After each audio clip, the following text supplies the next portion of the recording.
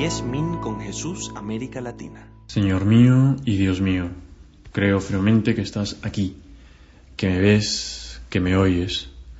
Te adoro con profunda reverencia.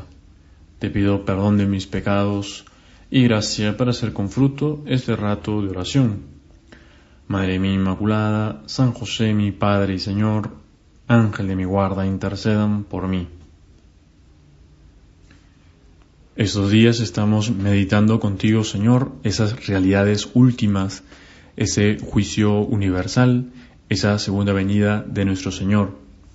Y en el Evangelio de hoy, que nos va a servir para hacer nuestro rato de oración contigo, este rato de conversación con Jesús, leemos cómo tú, Señor, le diriges a tus discípulos una parábola. Y dice: fijaos en la higuera y en todos los demás árboles.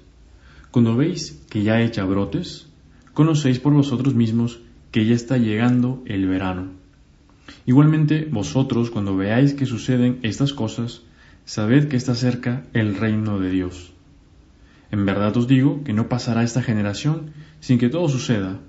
El cielo y la tierra pasarán, pero mis palabras no pasarán. Antes nuestro Señor les ha contado cómo será esa segunda venida y hace un relato que a más de uno hace temblar, ¿no?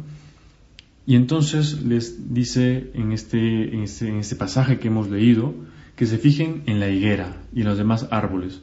O sea, hacer caso de cómo se da en la naturaleza una serie de procesos que nos hacen ver que se acerca una estación, ¿no? Por ejemplo, cuando vemos que empiezan a caerse las hojas de los árboles, que las hojas empiezan a perder color y de hecho toman unos tonos bellísimos, preciosos. Pensamos llega el otoño, o cuando vemos que empiezan a brotar las primeras flores o los narcisos a lo largo del río o de un riachuelo, sabemos que se acerca la primavera. El Señor aprovecha esa imagen de la higuera, de los árboles, para hacerles ver cómo debemos estar atentos, vigilantes, para cuando el Señor vuelva. Es lógico que a la mayor parte de las personas no nos toque ver la segunda venida del Señor, es decir, que estemos vivos cuando llegue, lo cual no significa que tú y yo no debamos prepararnos. Debemos estar siempre preparados. ¿Por qué? Porque sea el momento de nuestra muerte, sea el momento de esa segunda venida, será el momento, la ocasión de encuentro con Dios. Y esto no nos debe llenar de miedo, algo de miedo hay, pero sobre todo es pensar que debemos aprovechar este tiempo que Dios nos da en la tierra. Dice San José María en un libro suyo que se llama Forja: mienten los hombres cuando dicen para siempre en cosas temporales. Solo es verdad, con una verdad total, el para siempre de la eternidad.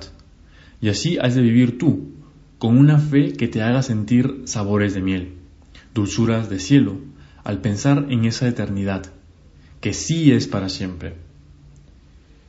Y aunque en nuestra vida terrenal podemos hacer o tomar decisiones que son para siempre, por ejemplo, en el matrimonio, o por ejemplo, pues en esa vocación a la que el Señor nos puede llamar, por ejemplo en el sacerdocio, en la vida religiosa, en el celibato apostólico, pues hay un para siempre.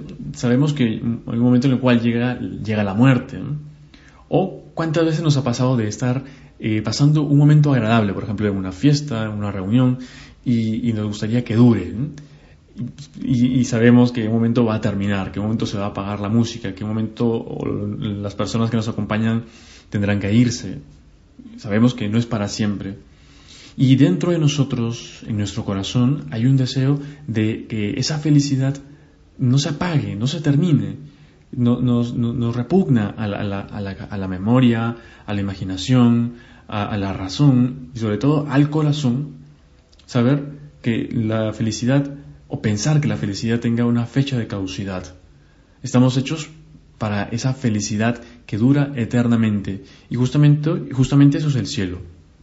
Y por eso aquí en este mundo, en esta tierra, los años que el Señor nos dé, debemos vivirlos al máximo. Señor, queremos vivir al máximo nuestra vida, vivir al máximo nuestra fe.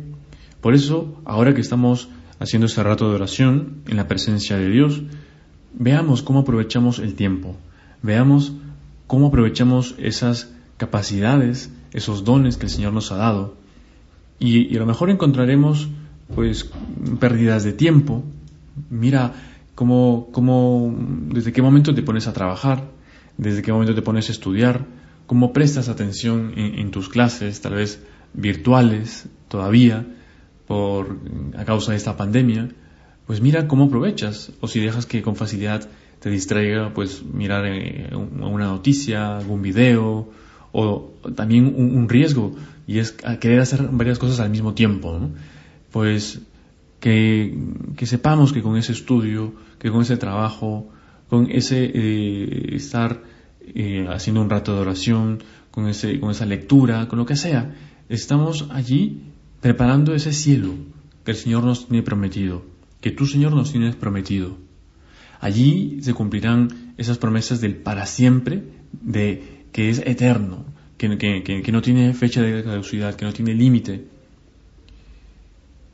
También sabemos que en esta tierra, en esta vida, vamos a encontrarnos con una serie de decepciones.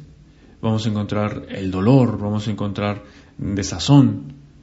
Y aunque desde luego tenemos muchos proyectos, muchos planes, ¿no?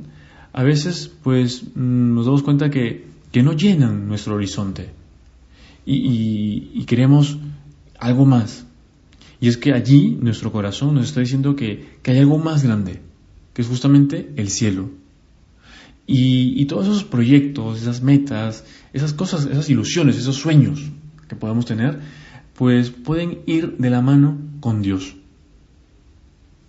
Y no quedarnos únicamente en un horizonte meramente temporal, como muchas personas a veces hacen, que piensan que lo que importa es lo que uno puede hacer por sí mismo y lo que puede hacer en esta tierra, y es lo material, lo que se pueda palpar, lo que se pueda tocar. Las cosas de la fe, las cosas de la vida futura, no sabemos porque no sabemos si existen, el alma no sabemos si existe, ¿no? No, pongamos aquí nuestras esperanzas en lo que tú, con tu capacidad, con tu cerebro, con tus manos puedes hacer y lo que tú puedes controlar, ¿no? Y a veces podemos tener esa tendencia de querer controlarlo todo, incluso querer controlar el tiempo. Y después de un tiempo, después de unos días, después de una larga temporada, quedamos desilusionados. Recordamos la vida de este gran santo que es San Agustín, que había experimentado tantas amarguras en su vida, porque había puesto justamente su esperanza en las cosas materiales, terrenales, en las modas de aquel entonces, y encontraba únicamente amargura, porque desconocía a Dios. Y tú y yo, si estamos haciendo este rato de oración, es porque conocemos a Dios y queremos conocerle más y queremos amarle más. Por tanto, vamos por el buen camino. Pues imitemos a San Agustín, que en un momento determinado su corazón no cabía en su pecho cuando encontró a Dios. Antes no era feliz porque buscaba la felicidad fuera de él. Y de allí que llegué a decir esta frase que la recoge en sus confesiones, ¿no? Nos creaste, Señor, para ser tuyos, y nuestro corazón está inquieto hasta que descanse en ti.